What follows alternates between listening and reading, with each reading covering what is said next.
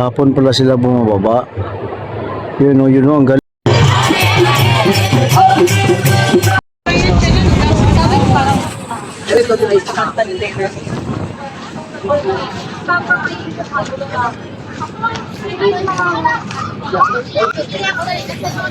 So dito tayo guys sa Pasig River Esplanade, ano? Ngayong araw ng linggo, ito guys, ipakita ko sa inyo ang pinagbago or yung ginawa nila sa MacArthur Bridge.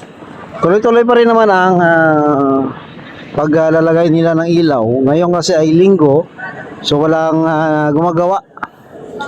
Pero ito nga paglagay nila ng ilaw kasi nakakaganda. Hindi lang magdadagdag ng beauty, kundi yung MacArthur Bridge kasi ay pinamamahayan ng mga taong sabihin natin mga homeless, pero minsan kasi ginagawang taguan para gumawa ng kanilang spot session sa mga droga. Ito guys, puntahan natin.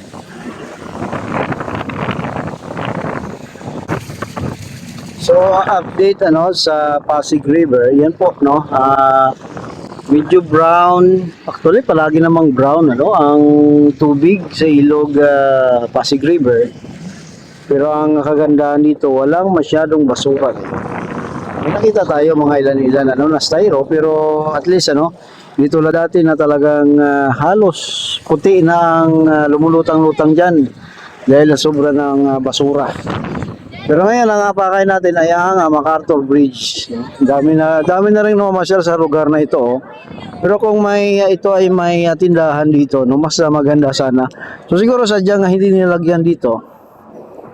Para doon sa kabila kasi dito may maliit na plaza. At nandun ang mga stall para sa mga tindahan.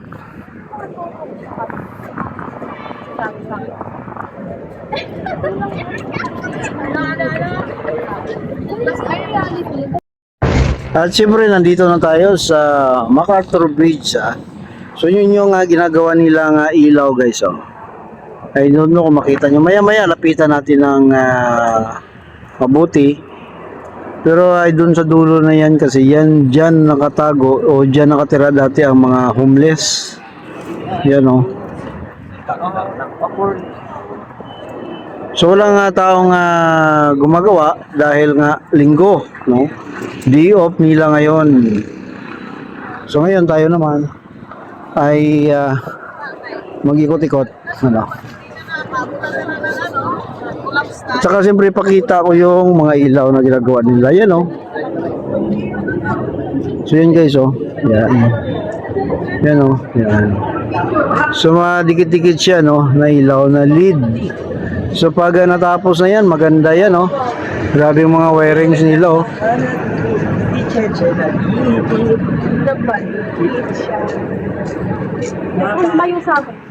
Yan. So lapitan pa natin yan guys Kabilaan na yan kabilaan na yan guys. So tingnan din natin sa kabila yung mga lights na ginagawa nila. Yan kabilaan yan. So dito hindi pa yata natapos ang scaffolding nandyan pa hanggang doon na yan sa dulo.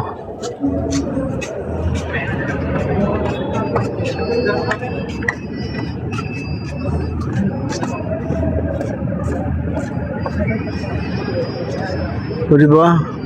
So excited na rin ako pag nakita tong finished product nila Yan, maganda to, maganda to.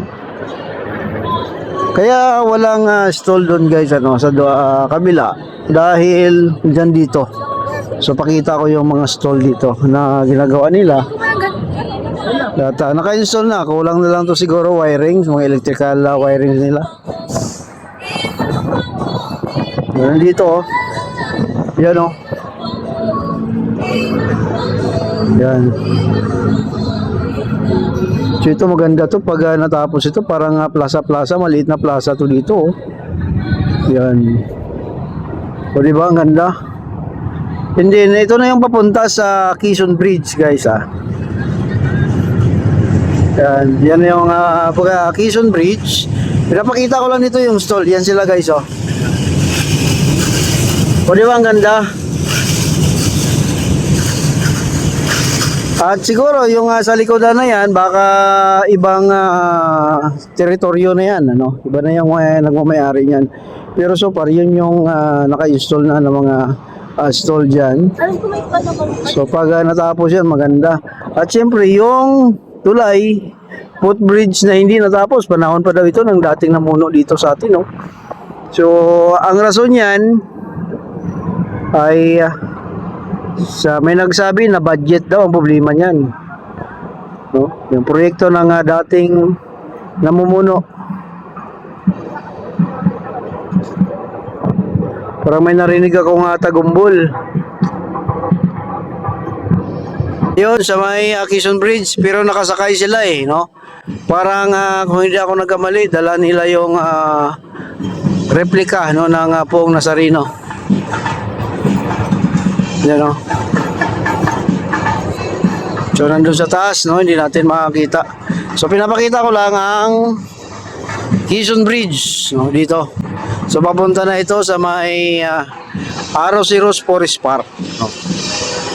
So, ngayon, balik tayo doon sa may pinanggalingan natin ang papunta naman sa phase 3. Yan. Pero nagtaka ako guys bakit kaya hindi natapos itong tulay na ito? Dito yan sa may Pasig River, sa katabi lang ng Quezon Bridge, no? So ano kayang dahilan?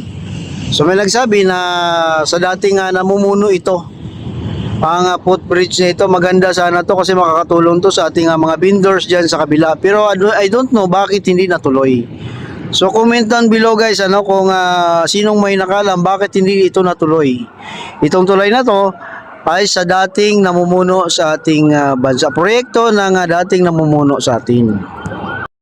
So yan ang MacArthur Bridge. So makikita natin dito ang dating mga tirahan ng mga kapatid nating walang bahay, mga homeless, pero ang problema kasi ginagawa nilang spot station ngayon sa pag-install ng mga ilaw na yan. I'm sure lagyan yan dyan ng access para sa maintenance, so it means na matao na or yung lugar na to talagang hindi na sila makapunta dahil nga dito sa Pasig River Esplanade at lalong lalo na sa pag-install ng ilaw na yan. O kung nakita nyo yung wirings, so yan may ilaw pa, so pinaliwanagan pa, so lalo pang hindi na nila ma-access yung dati nilang tinitirahan. Yan guys, dyan dati sila nakatira, yun, para nakakubikel sila. Pero ngayon tingnan nyo may junction box na dyan sa kanilang wiring, electrical wiring, so hindi na sila makalapit dyan. Dyan lang dati sila nakadaan, dumadaan. Yun guys, so hindi na sila makalapit dyan ngayon dahil nga sa ginagawang electrical wirings na yan.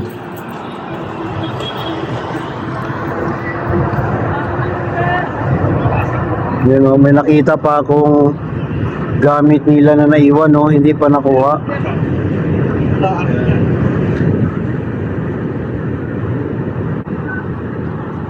So siguro sa pagmamadali naiwan yung sako. May sako akong nakita, yun yung lugar na dyan sila dati bumababa. Nung nakaraan lang may pulis akong nakita dyan na nakabantay. So yun, may bumaba nga, may bumaba guys,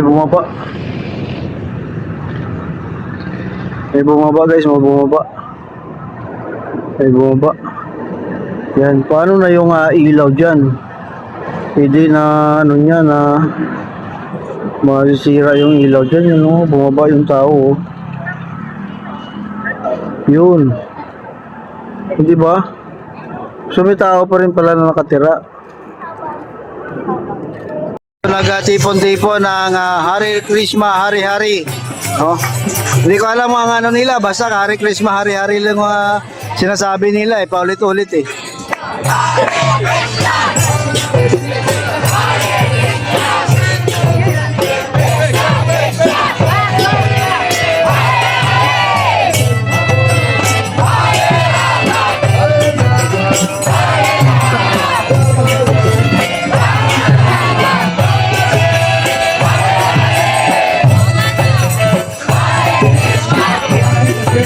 May